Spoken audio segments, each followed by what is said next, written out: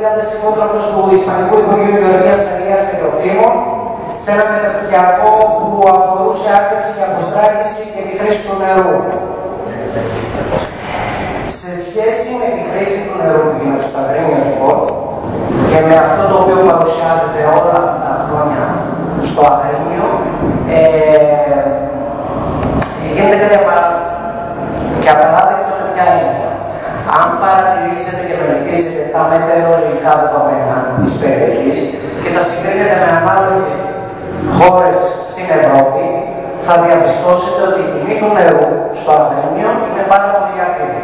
Και γιατί το λέω αυτό, και επειδή είμαι προπολάγος, επειδή υπάρχει μια τεράστια προπαγάνδα σε σχέση με την Ευρώπη και επειδή πολλές φορές ακολουθούνται δύο σταθμά για το τι είναι η Ευρώπη.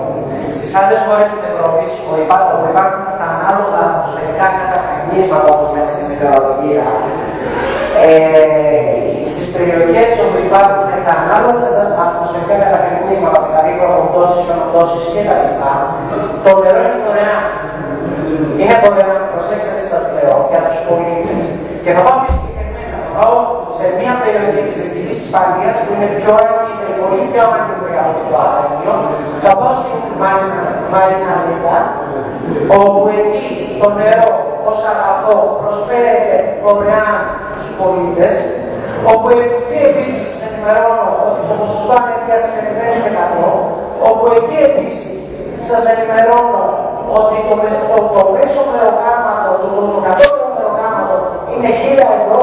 Εκεί επίσης σας ενημερώνω ότι είναι 0% ανεργία και δεν υπάρχει αστυνομία, δεν υπάρχει θεσμική αρχή με την έννοια της καταστολής.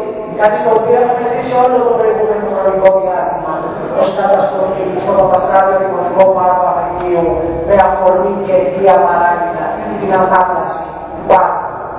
Έτσι, να τα διευκρινίσουμε αυτά τα πράγματα και να ξέρουμε τι λέμε.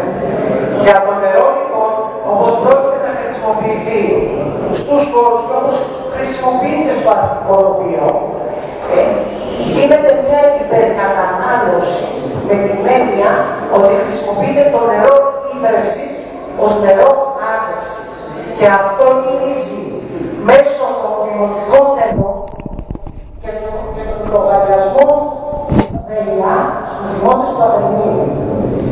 Τι γίνεται δηλαδή, αντί να όλα αυτά τα χρόνια να έχει προνοήσει ο Δήμος Αγρινίου, να έχει δημιουργήσει ομπρεοδεξαμενές και να συλλέγουν τα ατμοσφαιρικά κατακλείσματα και τα νερά αποκοπτώσεις, τα οποία προκειμένου να χρησιμοποιούνται ως νερό άρτευσης στα δημόσια έργα πρασίνου, χρησιμοποιούν το νερό, το μουσικό νερό,